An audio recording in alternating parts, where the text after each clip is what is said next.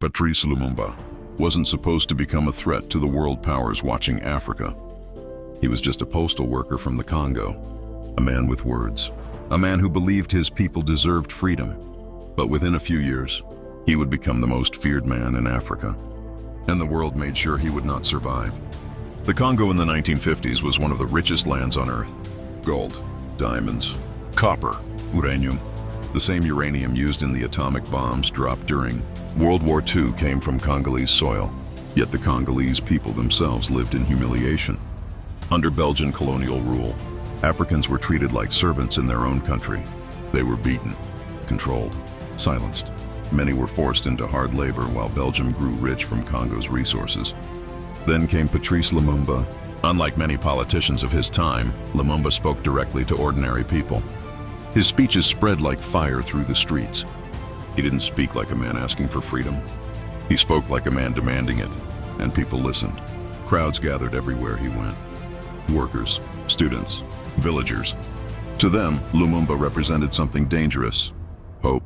As anti-colonial movements spread across Africa, Belgium realized it could no longer hold the Congo forever.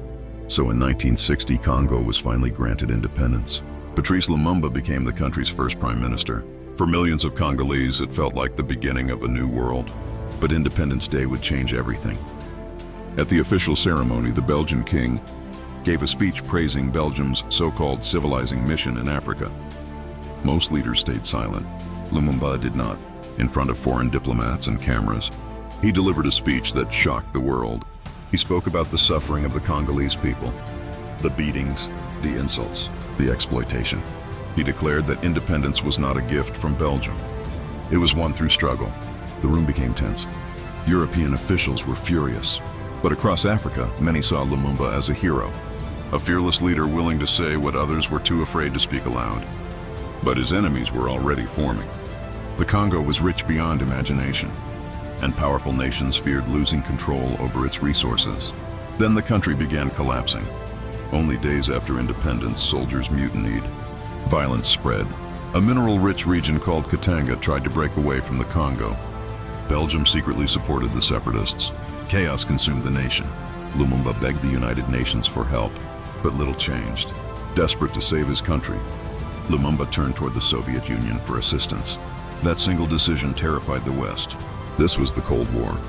And to the United States and its allies, any African leader willing to work with the Soviets became a possible enemy. Suddenly, Lumumba was no longer viewed as just an African politician. He was seen as a threat. Secret meetings began. Plans were discussed. Allies turned against him. Even inside Congo, powerful figures started plotting. One of them was Joseph Mobutu, a young military officer who once appeared loyal to Lumumba. But loyalties in politics can disappear overnight. In September 1960, Mobutu seized power. Lumumba was placed under house arrest, but he refused to give up. He tried to escape and rally supporters across the country. Before he could succeed, he was captured, humiliated, beaten, paraded before cameras. The images shocked many Africans. The man who once inspired millions now looked broken, but the worst was still coming. On January 17, 1961, Patrice Lumumba was flown to Katanga, the very region controlled by his enemies. That night he was executed, shot alongside two of his closest allies. But even death was not enough for the men who feared him. His body was secretly destroyed, dissolved so no grave could become a symbol of resistance. For years, the truth remained hidden behind silence and politics. But rumors spread across Africa. Many believed foreign powers had played a role in his death. Decades later, evidence would reveal that Belgium and Western intelligence agencies had indeed been involved in the plot surrounding Lumumba's removal. Patrice Lumumba ruled the Congo for only a short time. Yet his death transformed him into something far greater than a politician. He became a symbol. To some, he was reckless. To others, he was a revolutionary betrayed by the world. But across Africa, many still remember him as the man who dared to believe that the Congo truly belonged to its people. And perhaps that was what made him dangerous. Not his army, not his weapons. His belief that Africa could stand on its own.